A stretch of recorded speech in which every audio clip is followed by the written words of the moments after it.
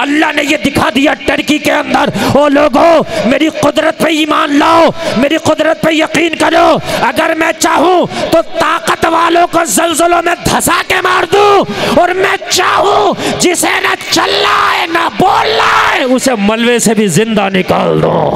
تختہ الٹنے سے مجھے ایک بات یاد آئی، ابھی ٹرکی میں کتنا خطرناک زلزلہ آیا ہے، بولو آیا کہ نہیں آیا؟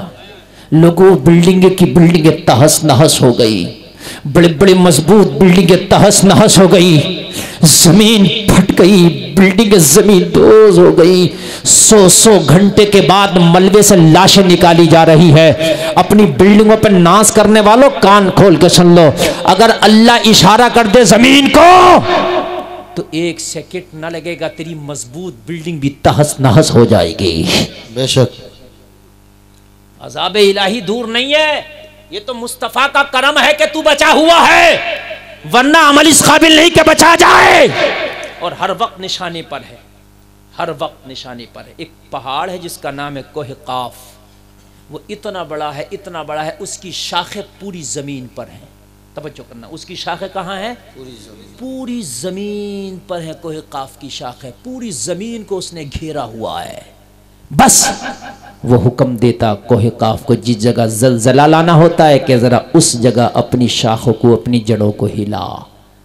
اگر یہاں شہباد میں زلزلہ لانا ہے تو حکم دے گا کوہ قاف کو کہ اپنی شہباد والی جڑوں کو ذرا ہلا، بس وہ یہاں والی جڑوں کو ہلائے گا، زمین تہس نہس ہو جائے گی۔ ہر وقت نشانے پر ہو۔ اور زلزلے کہاں زیادہ آتے ہیں؟ کان کھول کے سن لو کب زیادہ آتے ہیں۔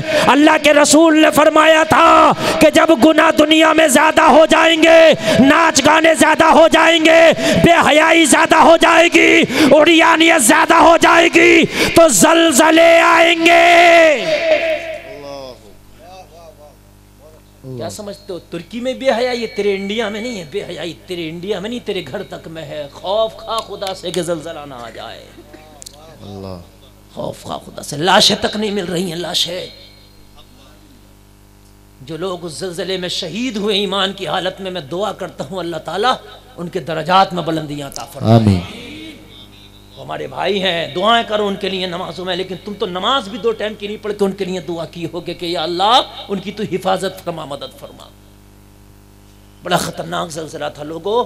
سائنسدانوں کا کہنا ہے 10 فٹ ٹرکی کی زمین صفحہ ہستی سے، نقشے سے نیچے دھس گئی ہے، 10 فٹ دھس گئی ہے۔ کہنے لگے پورا میپ ہی ڈسمس ہو گیا، پورا ماحول ہی خراب ہو گیا، میپ ہی خراب ہو گیا پورا۔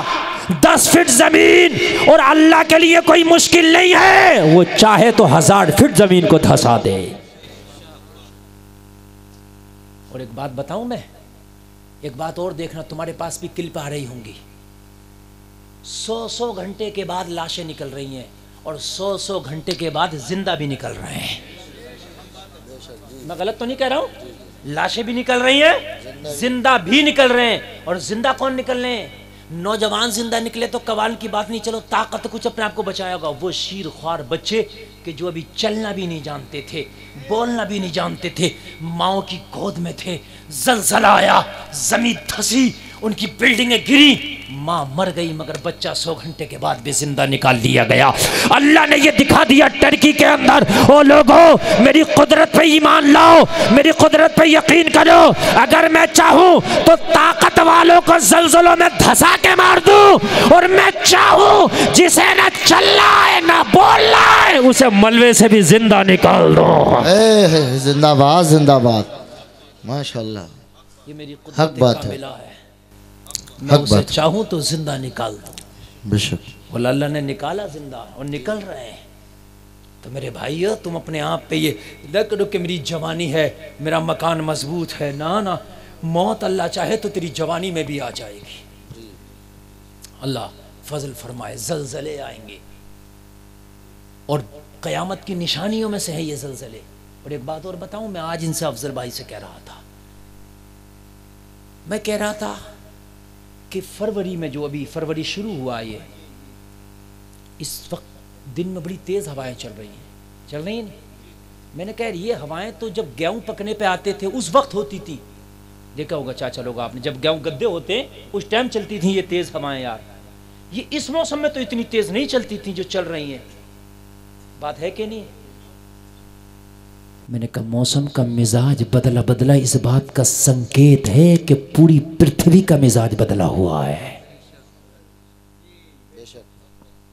بے شک. میں سائنسی اعتبار سے بھی کہہ رہا ہوں پوری پرتھوی کا اس وقت مزاج بدلا ہوا ہے.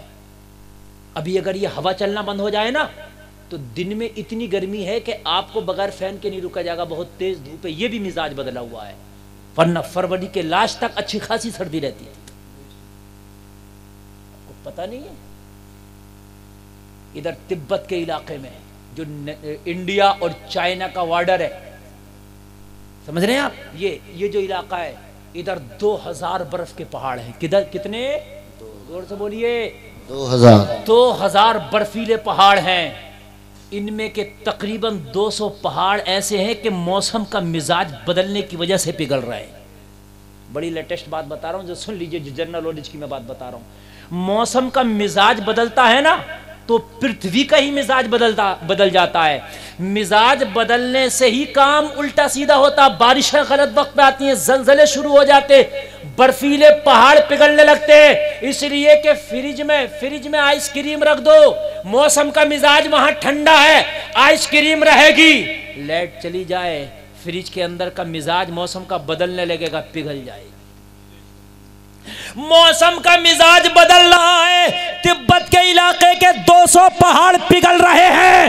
اگر یہ مزاج بدلا رہا، یہ پہاڑ پگھلے، ان 200 پہاڑ کے پگھلنے سے ایسا سیلاب آئے گا کہ 25% لوگ اپنی آبادی اس سیلاب میں تباہ ہو جائیں گے.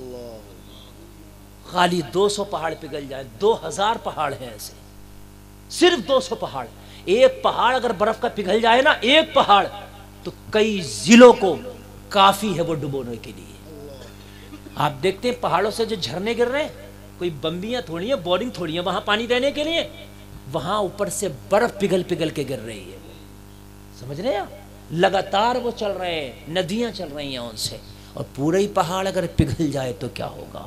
لوگوں اپنے گناہوں کی معافی مانگو، کہیں ایسا نہ ہو کہ اللہ تعالی ہمیں بھی اپنے عذاب کی چپیٹ میں لے لے. اور کوئی حرام کام کر رہا، برے کام کر رہا، تمہاری ذمہ داری ہے روکو. یہ سوچ کے مت بیٹھو کہ مسجد کے امام کا کام ہے وہ روکے گا، قاری عمر کا کام ہے یہ روکیں گے، مولانا نظام الدین کا کام ہے جمعہ کی تقریر میں یہ تقریر کر کے روکیں گے. نہیں، اگر کوئی حرام کام ہو رہا ہے، قاری عمر کے اوپر نہ بیٹھا رہے، مولانا نظام الدین کے اوپر نہ بیٹھا رہے، آگے بڑھ، اپنی حیثیت کے مطابق اس برے کام کو روک، تاکہ میدان محشر میں برے کام کو روکنے والے میں تیرا بھی شمار ہو جائے. زندہ باد، زندہ باد.